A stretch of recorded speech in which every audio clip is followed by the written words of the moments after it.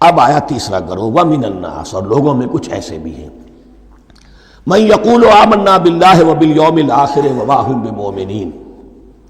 جو کہتے تو یہ ہے کہ ہم ایمان رکھتے ہیں اللہ پر بھی اور یوم آخر پر بھی، مگر وہ حقیقت میں مومن نہیں ہے۔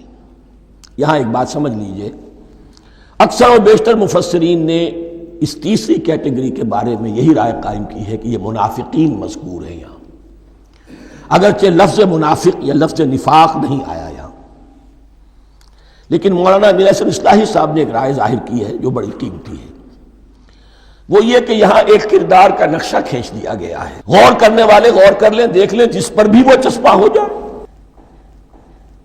اور بالفعل جب یہ آیات نازل ہو رہی تھیں تو دو طبقات پر یہ کردار نگاری جو ہے، یہ جو شخصیت کا ہیولہ کھینچا جا رہا ہے، وہ دو کے اوپر راست آ رہا تھا۔ ایک علماء یہود،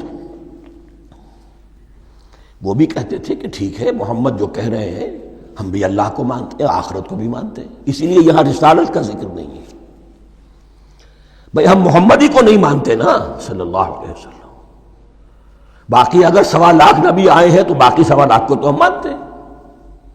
ایک محمد کو نہیں مانا، ایک عیسیٰ کو نہیں مانا، بس تو ہمیں بھی مانا جانا چاہیے کہ ہم بھی مسلمان ہیں۔ ایک یہ ان کی رائے ہے، اور واقعہ یہ ہے کہ یہاں اس طریقے کا تذکرہ ہو رہا ہے کہ جس سے ان کا کردار بھی جھلک رہا ہے، روح سخن ان کی طرف جا رہا ہے۔ مجھے یاد ہے اپنی 10ویں جماعت کے زمانے میں دہلی میں نے دیکھا تھا کہ ناٹ سرکس، وہاں کا ایک بڑی مارکیٹ ہوتی تھی، تو جوتے کی ایک دکان پہ ایک بہت بڑا جوتا لٹکایا ہوا تھا، بہت بڑا، اور لکھا تھا free to whom it fits, جس کے پاؤں میں یہ ٹھیک ٹھیک آ جائے وہ لے جائے اس کو۔ تو یہ free to whom it fits ہے، ایک کردار ہے، اب یہ کردار جس کے اوپر بھی فٹ بیٹھ جائے، ان میں یقیناً زیادہ تو غلبہ یہی ہے جو مفسرین کی رائے ہے، منافقین کا معاملہ جو ہو رہا ہے، لیکن یہ کردار بعین نہیں فٹ بیٹھ رہا ہے یہود کے علماء پر۔ اور یہ بھی نوٹ کر لیجئے کہ جو مدینہ منورہ میں نفاق کا جو پودا پروان چڑھا ہے، بلکہ پودا نہیں کہنا چاہیے، جھاڑ جھکاڑ جو پروان چڑھا ہے، وہ یہودیوں کے زیر اثر،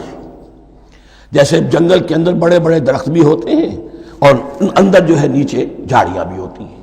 تو یہ نفاق کا جھاڑ جھکاڑ جو ہے وہ یہودی علماء کا جو پودا تھا اور بہت بڑا تھا، اس میں کوئی شک نہیں، اس کے سائے میں پروان چڑھا ہے۔ ان دونوں میں معنوی ربط بھی ہے۔